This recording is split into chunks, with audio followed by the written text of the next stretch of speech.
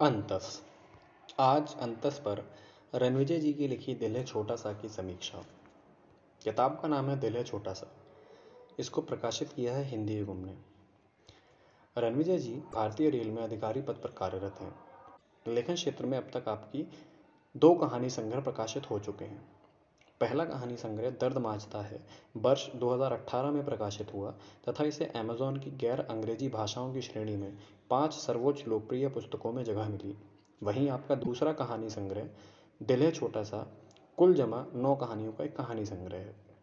दिल है छोटा सा अपने शीर्षक को पूरी तरह से सार्थक करती है, क्योंकि दिल कहने को मात्र ज़रा सा है, लेकिन न जाने कितनी ही चीज़ों को अपने अंदर समेटे रहता है।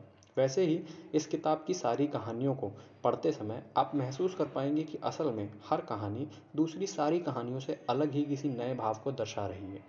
किसी कहानी में आप शादी के बाद अपने पुराने प्रेम से एक होटल के कमरे में मिलते नायक के मन के भाव को महसूस कर पाएंगे। वहीं किसी दूसरी कहानी में आप बंद दरवाजे के पीछे एक मजदूर की बीवी की मजबूरी और ठेकेदार के एक साथ होने की बात सोचकर एक रात काम से लौटे मजदूर के मन में उठे आवेश को पढ़ेंगे।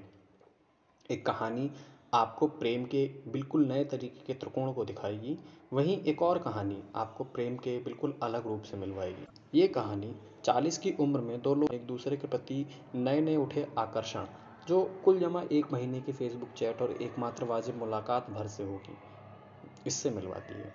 एक कहानी आपको ज़िंदगी में सोने और पीतल का फ़र्क समझाती है, और बहुत सी कहानी आपकी जानी पहचानी चीज़ों से मिलवाती है। ग्रामीण और कस्बाई परिवेश को बहुत बेहतरीन तरीके से बताया गया है। लगभग आधी कहानियाँ ग्रामीण या गरीबी के आसपास लिखी गई हैं और बहुत ही उम्दा लिखी गई हैं।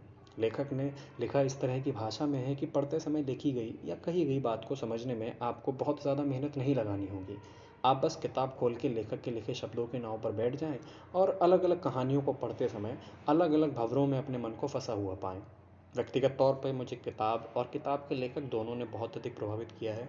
किताब की लेखन शैली ने, किताब की बिल्कुल साधारण बोलचाल वाली भाषा ने, बस कुछ एक शब्दों को छोड़कर कोई बहुत बड़ी बात न लिखने की कोशिश और छोटी छोटी लेकिन ज़रूरी बातों को लिखने की सफल कोशिश ने मेरे मन को छुआ है। इसीलिए मेरा निवेदन है कि आप ये किताब ज़रूर पढ़ें। किताब को ऑनलाइन खरीदने के लिए ज़रूरी लिंक्स डिस्क्रिप्शन बॉक्स में मिलेंगे। साथ ही साथ आपको लेखक से जुड़ने के लिए रणविजय जी की वेबसाइट तथा बाकी सभी सोशल मीडिया हैंडल्स के लिंक्स भी डिस्क्रिप्शन बॉक्स में मिल जाएंगे।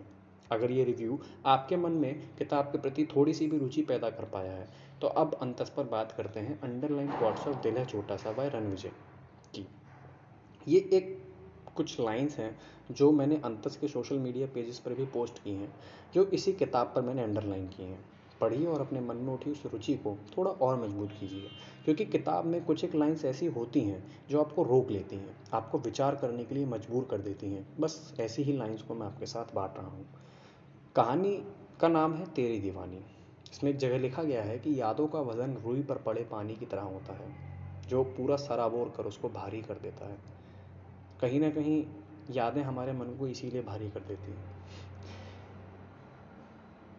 एक जगह नायक कहता है, क्यों पसंद आई इसका कोई तर्कयुक्त या उंगली रखकर चिन्हित कर देने वाला कारण नहीं मिला। बहुत बार ऐसा होता है कि आप नहीं पता कर पाते कि कोई आपको क्यों पसंद है। कुछ देर बाद लिखा गया है कि जब से कली और फूल, गली और सड़क, गुलाब और गेंदे के अंतर समझ में आए, लगभग तभी से उसने अपने आप को अपने अंदर कैद कर लिया था, जहाँ से वो कभी कभी गर्दन उठाकर दूसरी दुनिया देख लेता था और फिर चेतना आते ही वापस अपने खोल में कछुए सा घुस जाता था। अंदर थी तो किताबें और मोटे डंडे वाला अनुशासन। इस लाइन का मतलब समझने के लिए आपको किताब पढ़नी चाहिए, कहानी पढ़नी चाहिए। कहानी में आगे लिखा है कि अगर चीज़ दिल की गहराइयों तक उतरी हो तो उसका आसपास होना भी पता चल जाता है।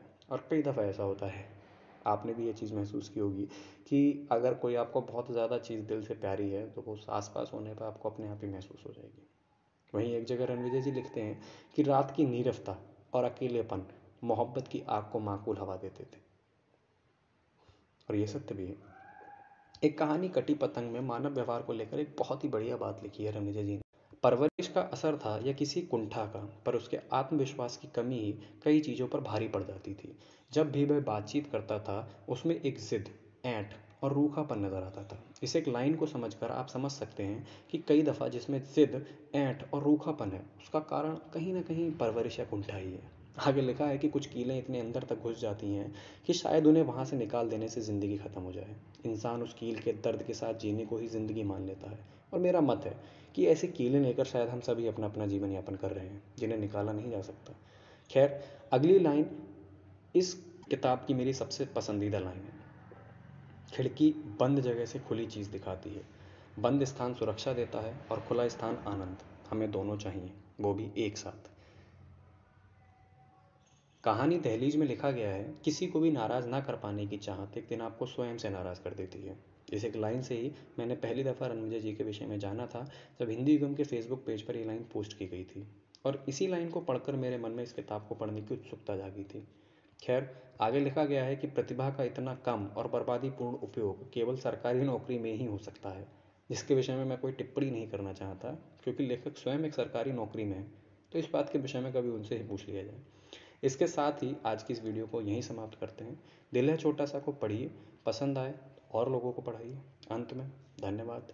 बाकी हिंदी जिंदाबाद।